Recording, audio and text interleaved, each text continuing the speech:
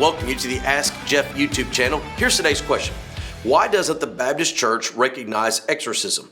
It's one of the gifts of the Spirit. We worry more about speaking in tongues when we don't even mention this gift. Why do the Catholics practice it and we don't? Well, there are a whole lot of questions in here, and so let's just start digging through the layers. Number one, exorcism, the dismissal of the demonic from a person, is not a spiritual gift. It's not listed as a spiritual gift. It's not described as a fruit of the Spirit. However, it is a biblical practice. Now, to the tongues issue, you're absolutely right. It is rarely, if ever, mentioned in the Baptist Church. And one of the reasons is because when you get to 1 Corinthians chapter 14, it says that it is a sign. 1 Corinthians chapter 1 says that signs are for the Jews. And it also says there in chapter 14 that it is not to be done in public with more than 2 or 3, and they must have an interpreter. At the end of the day, it is a rare time in today's world when we have access to Scripture that God is going to communicate extra or on top of that in a way unlike what he did in the days then when they did not have a Bible in their hands. I know that's a whole lot of information all at one time, but here's the big question. Do Baptists, do they believe in exorcism? Do they believe in the deliverance of the demonic? Well, this isn't a Baptist thing. This isn't a Catholic thing. This isn't a Methodist thing. This is a Bible thing. And there are places in the Bible where Jesus, the apostles, and others confronted a demonic entity and prayed to have it, quote unquote, removed or dismissed. Or in the case of this question, it was an exorcism. That's kind of a Latin word that we've just utilized to describe this, i.e. Roman Catholic tradition.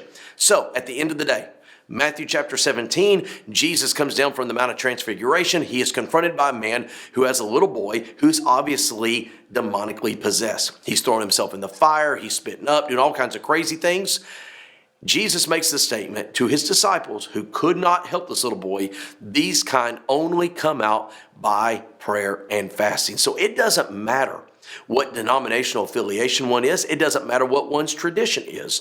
If there is a demonic entity that is ravaging a person, Jesus said that we can pray and fast and that he, the Lord himself, is able to deliver, not we, the human vessel. So is it a biblical practice? Yes. Is it a Baptist thing? Not necessarily. Is it a Catholic thing? Not necessarily.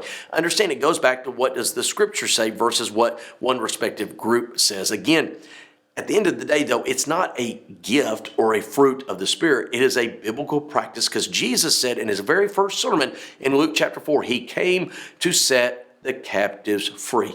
Mary Magdalene, the demoniac, and a multitude of others who had this unfortunate reality through prayer and fasting and the Lord's direction, they were delivered from.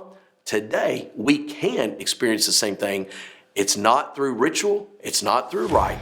It's through prayer and fasting. Great question. If you have one, send it to AskJeff.net. Maybe your question will be tomorrow's.